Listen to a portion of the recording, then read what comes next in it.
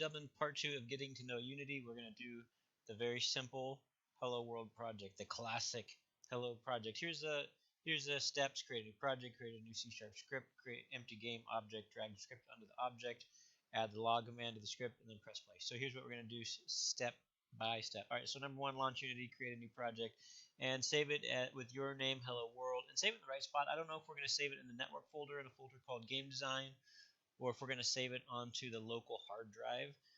So ask me and see what we figured out. It depends on how we set up the lab over the summer. So here's what we're going to do. So we're going to go to Unity.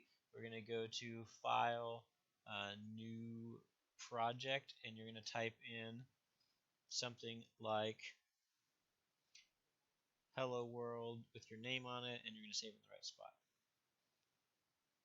Okay, so put in the correct name here, make sure it's in the right spot here, and then this doesn't matter. In this, you have the choice of 3D project or 2D. We're going to do 3D. It doesn't really matter because there's not really going to do anything. Okay, and then hit create project. I've already done it.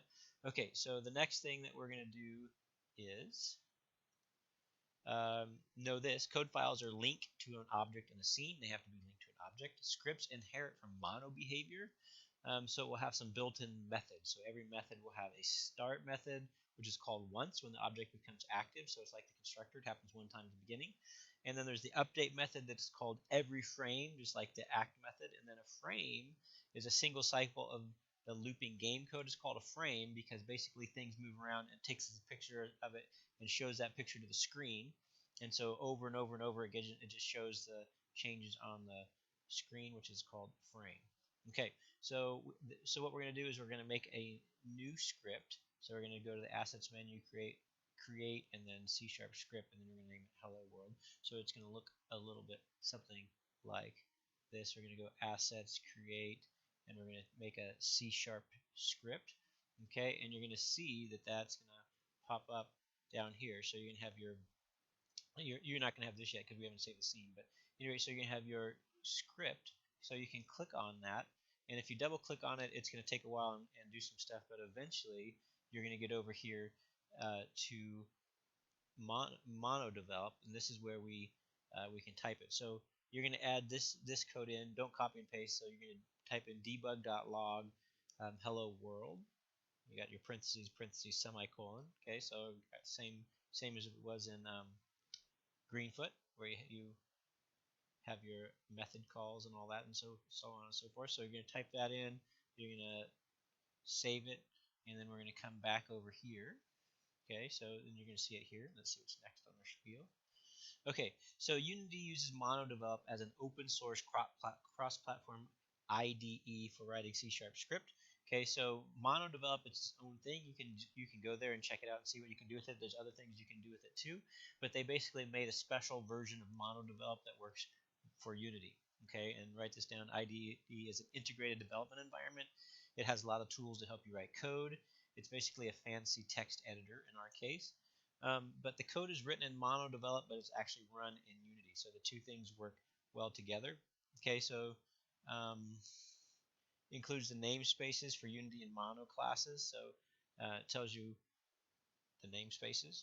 Okay, and then here's inheritance. So it's inheriting stuff from mono behavior, right? That's why we have our start method and our update method. Okay. Okay, write this down. A script is a component and needs to be set as one of the components of an object. So if this is an object, you would attach as a component code. You would attach all kinds of different things to it as well. But the code or the scripts are attached like a component. Okay. So now we have our script that we wrote, and it doesn't do anything unless we attach it to a game object. Okay, so select game object, create empty. So let's do that now. So we're going to go to game object. You're going to create empty. Okay, and you're going to have this empty game object, and it's going to appear like this. Oh, I got to go to the scene. Okay, so there it is. It's kind of invisible. There's nothing. You can't. So if you click off it, it's like you can't get back to it, but you can get back to it in the hierarchy. So there's your game object. And so what we're going to do now is we're going to drag our script, and we're going to drop it onto our game object. Okay, and then when we click on our game object, you can see that now in the inspector tab, you can see that the hello world script is now attached to our empty object. Okay, so drag the script from the project view over to the hierarchy view, which we just did, and drop it on the empty game project. The script will show as a component in the inspector. We just looked at that. There's a picture of it again. And so write this down. We want to print a message to the console. Answer this question. View one time. So we want this code to run one time. So where will we write the following code? Debug.log hello world.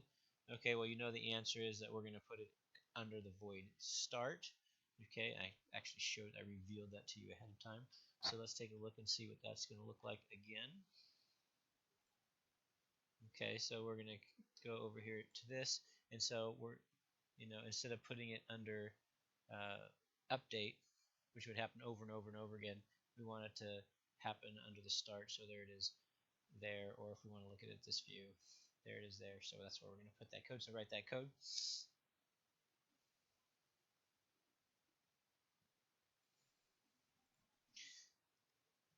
Okay, so save your script. Okay, now press play in Unity and switch to the console view. Okay, so let's do this. Okay, so if you didn't already do it, make sure you save your script. Okay, so file, save. We're going to come over here, and we're going to press play. We need to be looking in the console view. So we're going to, let me clear this. So we're going to press play, and what's going to happen is in the console view, it's going to type out hello world. It's going to type out something. That's it. That's all this project does. But you've successfully created a Unity project that does something, not much, but it does something. It's a good start. All right, let's take a look and see what we're going to learn next. Okay, so save the scene and show me the project for a grade. Okay, so we're going to save the scene. Okay, so we're going to go File, Save Scene, and you're going to save it as like Hello World Scene 1. Okay, so save the scene so that pops up again. Otherwise, you're going to lose your work because the scene and the object all go together. Okay. And okay, so here's another thing I want you to do. Purposely put 3 different mistakes in the code. For example, type in an extra parentheses.